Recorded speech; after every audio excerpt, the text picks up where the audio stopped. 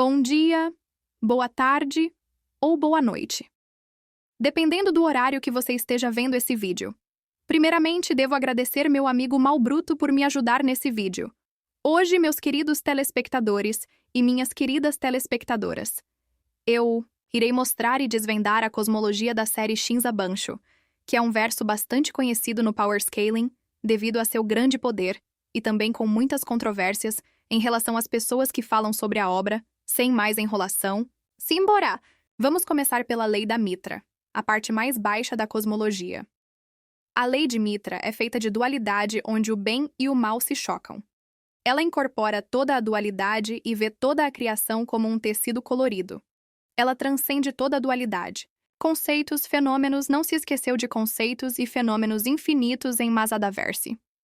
Também pode transcender tudo e qualquer coisa existente no mundo. O mundo de Shinga contém todos os tipos de conceitos dualistas. E então Shinga e sua lei, Avesta, são o pico da dualidade. Também fica claro que ela é a lei do próprio Avesta. Isso significa que ela pode manipular a filosofia platônica, matemática platônica e a matemática. Apenas isso já deixaria a Era de Mitra em um nível High Outer Versal, e se usarmos o trono com a informação que teremos mais adiante, isso já torna a Era total de Mitra como Tier 0. Mas o motivo para isso eu explicarei mais pra frente. E aproveitando, falaremos sobre como funciona a lei de Mitra, mesmo que vocês que leram as scans já tenham percebido. A lei de Mitra divide tudo em preto e branco, polos opostos que se destruirão. Mas a verdadeira lei de Mitra, como dito pelo Mazada, são os mandamentos, onde você impõe a si mesmo o que não deve fazer e o cumpre.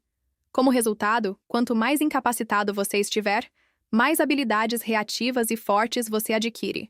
No entanto, se você o quebrar, morrerá instantaneamente, mesmo que tenha sorte. O mandamento de Mitra é Dies irae Fanteon. Em troca da obrigação de não abrigar a emoção da ira, ela consegue dar à luz um mundo em que os indivíduos se tornam mais fortes quanto mais ferozmente irados eles são, como um benefício. Isto não se limita à era dela, a era do dualismo, sobre o qual ela governou. Pelo contrário, é uma tendência notável demonstrada pelos mundos que viriam no futuro. A bênção fundamental, ou talvez maldição, que se tornou a origem do mundo do trono divino, não é outra coisa senão a emanação da ira.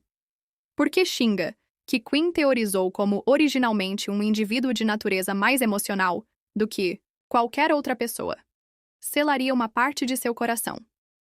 Agora vamos para a Segunda Era. Vamos agora para a criação da Segunda Era. Como esse mundo usa o conceito de Cabala, veremos que é aplicável quando o Keter é o trono. A criação da Segunda Era seria normalmente auto-hyperversal, que é uma tier para personagens que podem afetar ou destruir infinitas dimensões superiores. Mas ela, nesse caso, pegaria Tier 0 infinito, mas explicarei isso mais para frente. Isso se aplica por trabalhar com o conceito teosófico Cabala, que possui infinitas dimensões espaciais em expansão. Alguns devem se questionar por isso porque anteriormente foi citado tendo 10 dimensões, mas na verdade está referindo-se aos 10 planos existenciais da árvore de Cabala, incluindo o Kether, que foi aderido. Então é concebível aplicar Cabala na obra. Agora você pode se perguntar os motivos dessa teológica dar auto-hiperversal.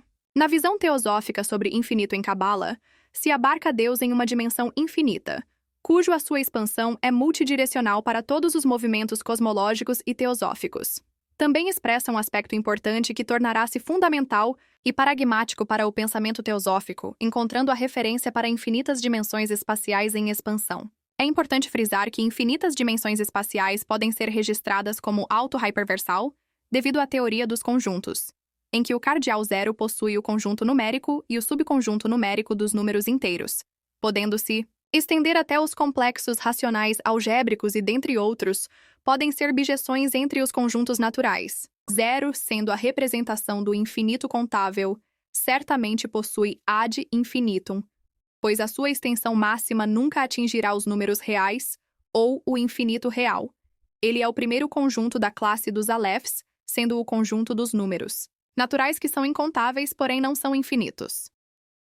Mas por causa de uma coisa que explicarei lá pra frente, o tier de cada coisa na Era de Muzan será colocado aí na tela.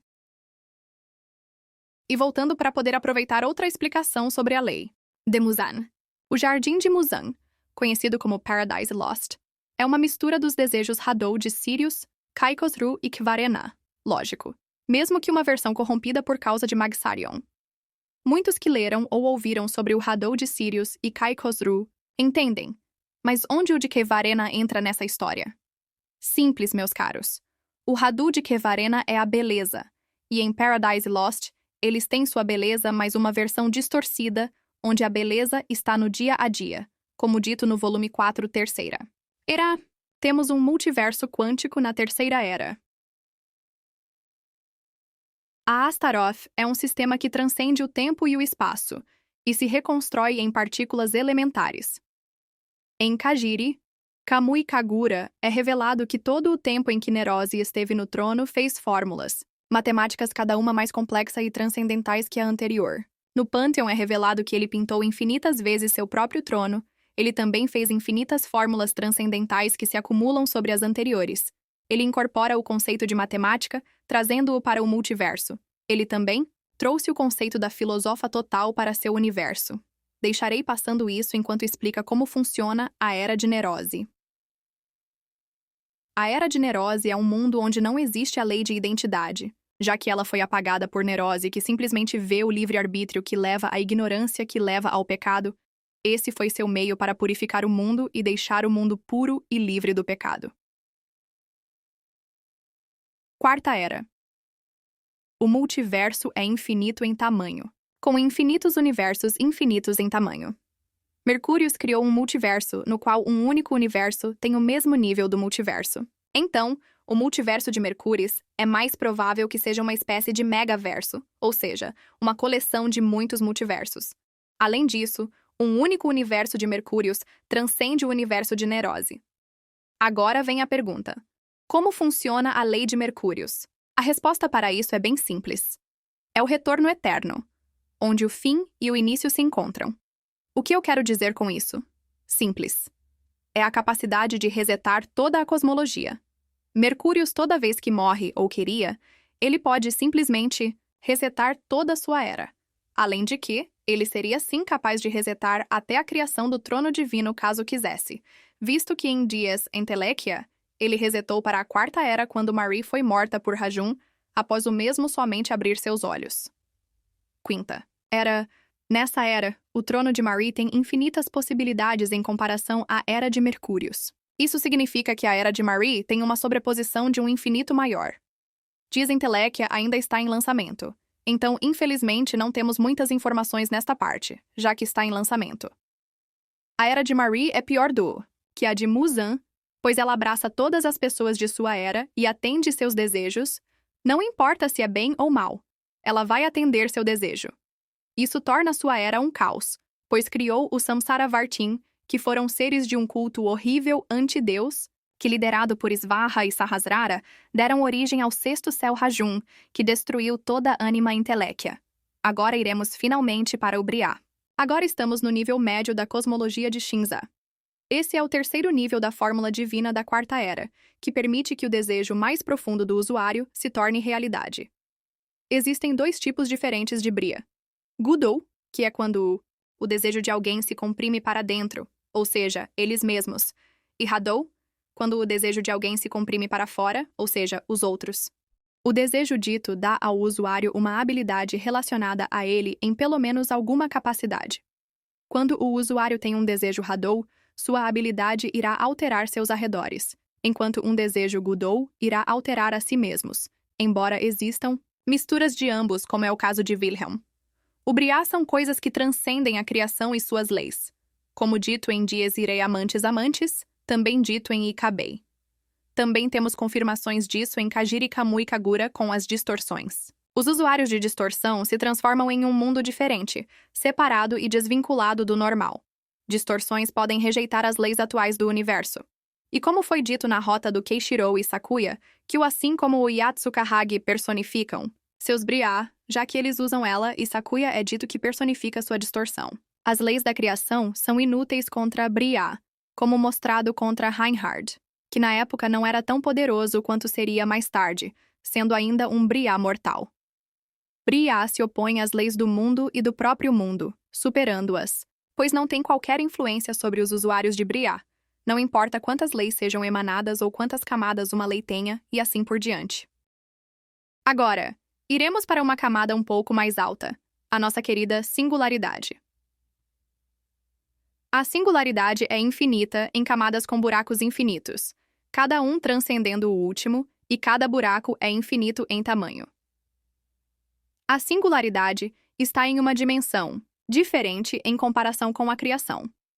Com singularidades incolores, pode-se ver facilmente o número Nayuta de universos. Uma singularidade incolor é desconectada da criação. Estar desconectado de algo significa vê-lo como ficção e, portanto, o nível inferior, ficção, não pode chegar ao superior, realidade.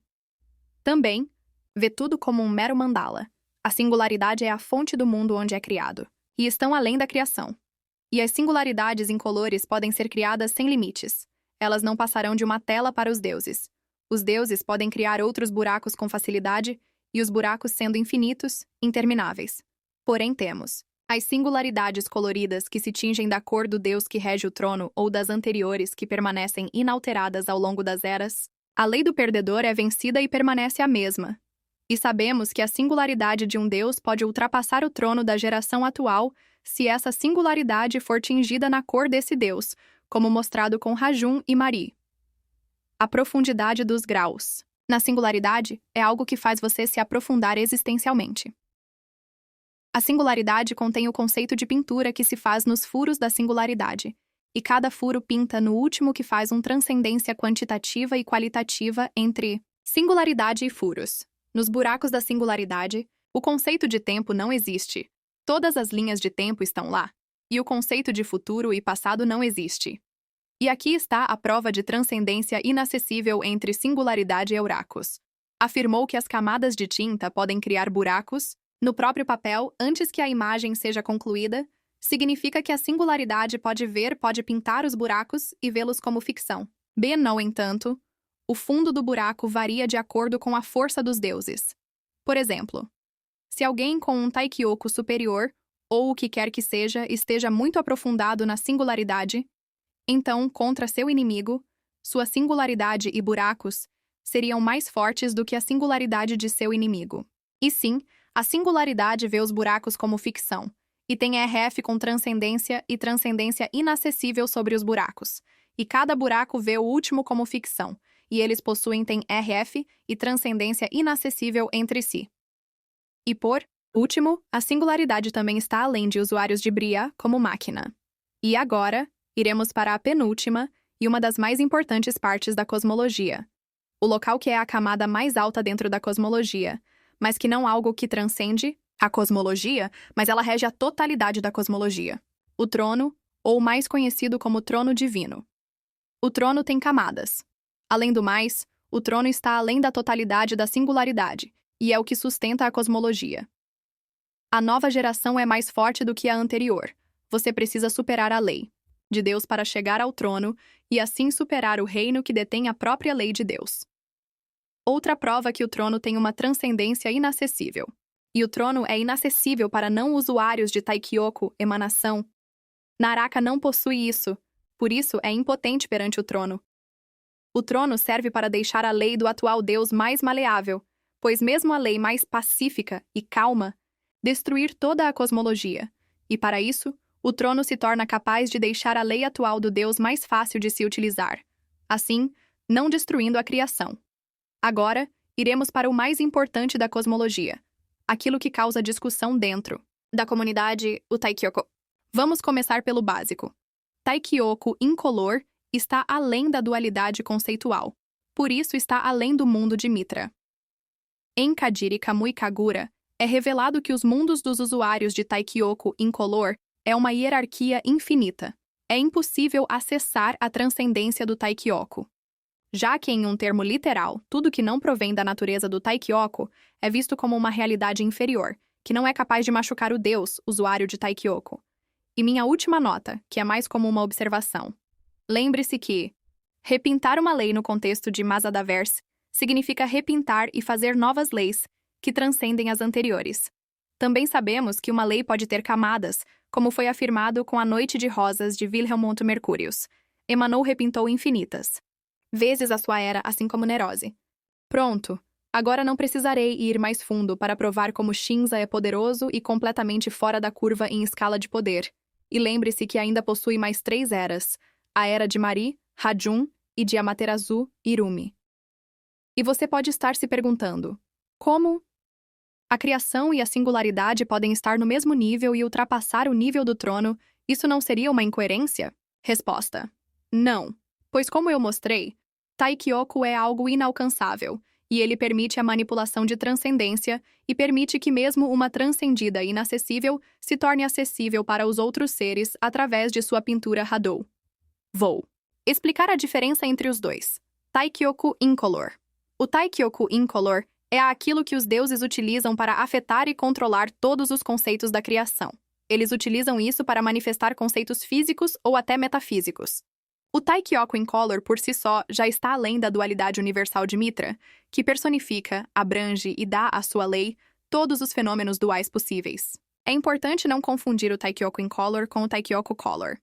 Enquanto o Taikyoku Incolor permite você manipular com totalidade todos os conceitos do universo, você ainda não está no mesmo nível de um usuário de Taikyoku Color. Não só isso, como o Taikyoku Incolor já te permite acessar a singularidade incolor. O Taikyoku Incolor é como uma grande singularidade incolor, que te permite ficar desconectado de todas as coisas da criação. Taikyoku Color, a forma totalmente manifestada do Taikyoku. Enquanto o Taikyoku Incolor permite você manipular os conceitos e características físicas do universo, o Taikyoku Color te permite moldar com total capacidade a lei que rege toda a criação. Além disso, as camadas da singularidade podem ser repintadas, manipuladas e criadas a toda vontade sem limites. Todas elas não passam de uma tela em branco para os deuses da hegemonia.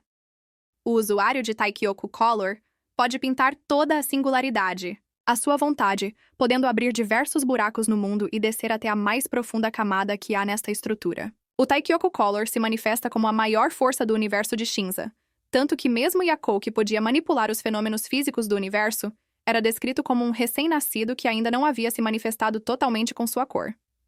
Agora vocês podem ver como está na tela. Essas seriam a conclusão de cada parte da cosmologia de Shinza. E como finalização desse vídeo, eu agradeço imensamente cada um que ficou até agora. Eu sei que a edição não é nem um pouco boa, mas confesso que se eu consigo fazer alguém entender essa obra, eu já fico feliz.